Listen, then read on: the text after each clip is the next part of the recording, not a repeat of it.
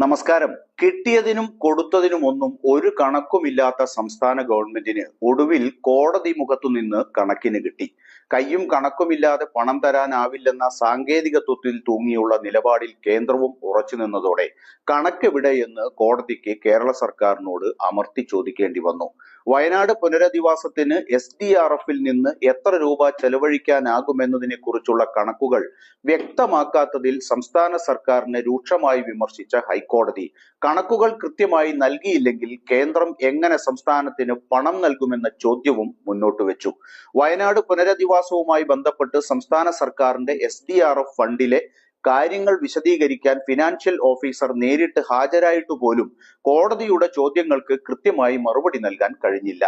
കേന്ദ്രവും സംസ്ഥാനവും തമ്മിലുള്ള ആരോപണ പ്രത്യാരോപണങ്ങൾ അവസാനിപ്പിക്കണമെന്നും കോടതി പറഞ്ഞു. SDRF-ൽ എത്ര പണമുണ്ടെന്ന ഹൈക്കോടതിയുടെ ചോദ്യത്തിന് 677 കോടി എന്നായിരുന്നു സംസ്ഥാന സർക്കാരിന്റെ മറുപടി. കേന്ദ്ര സർക്കാർ എത്ര രൂപ നൽകി എന്നതിന് 2 തവണയായി ആകെ 291 കോടി രൂപ കേന്ദ്രം SDRF-ലേക്ക് നൽകിയെന്നും സംസ്ഥാനം അറിയിച്ചു. ഇതിൽ 97 കോടി രൂപ സംസ്ഥാനത്തിന്റെ വിഹിതവും കൂടി ചേർത്താണുള്ളത്. ഇതിൽ 95 കോടി രൂപ സംസ്ഥാന സർക്കാർ വയനാട്ടിലേത് അടക്കമുള്ള മറ്റ് ദുരന്ത നിവാരണ പ്രവർത്തനങ്ങൾക്ക് ചെലവഴിക്കുകയും ചെയ്തു.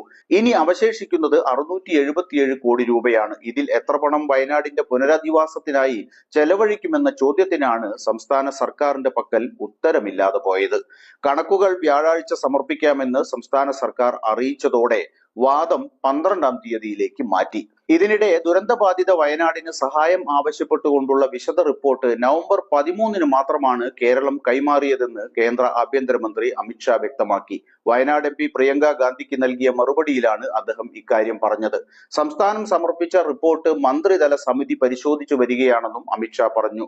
ദുരന്തം നടന്ന് 4.5 മാസം കഴിഞ്ഞിട്ടും പണം കയ്യിൽ വെച്ച് ദുരന്തബാധിതരെ സഹായിക്കാൻ മുന്നോട്ട് വരുന്നതിന് തയ്യാറാകാത്ത സംസ്ഥാന സർക്കാർ കേന്ദ്ര ഗവൺമെന്റിനെ പഴിചാരിയാണ് ഇതുവരെ പിടിച്ചു നിന്നത്. കോടതി നിലപാട് കടുപ്പിച്ചതോടെ ഇനിയും അങ്ങനെ തുടരാനാവില്ല എന്ന കാര്യം ഉറപ്പായി. പ്രിയങ്കയുടെ നേതൃത്വത്തിൽ കേരള MP-മാർ കൂടി ഇറങ്ങിയതോടെ ഉടനടി തീരുമാനമെടുക്കാതെ വയ്യ എന്ന നിലയിൽ കേന്ദ്ര ഗവൺമെന്റും എത്തിയിട്ടുണ്ട്. എന്നിട്ടും സംസ്ഥാനം കണക്ക് തരാൻ വൈകിയത് കാരണമാണ് സഹായം വൈകുന്നത് എന്ന തൊടുന്യായത്തിൽ ഉറച്ചു നിൽക്കുകയാണ് കേന്ദ്രം. സർവ്വതും നഷ്ടപ്പെട്ട ഒരു ജനത 4.5 മാസമായി കണ്ണീർ കയത്തിലാണെന്നത് ഇരു സർക്കാരുകളും ഓർത്താൽ നന്ന്.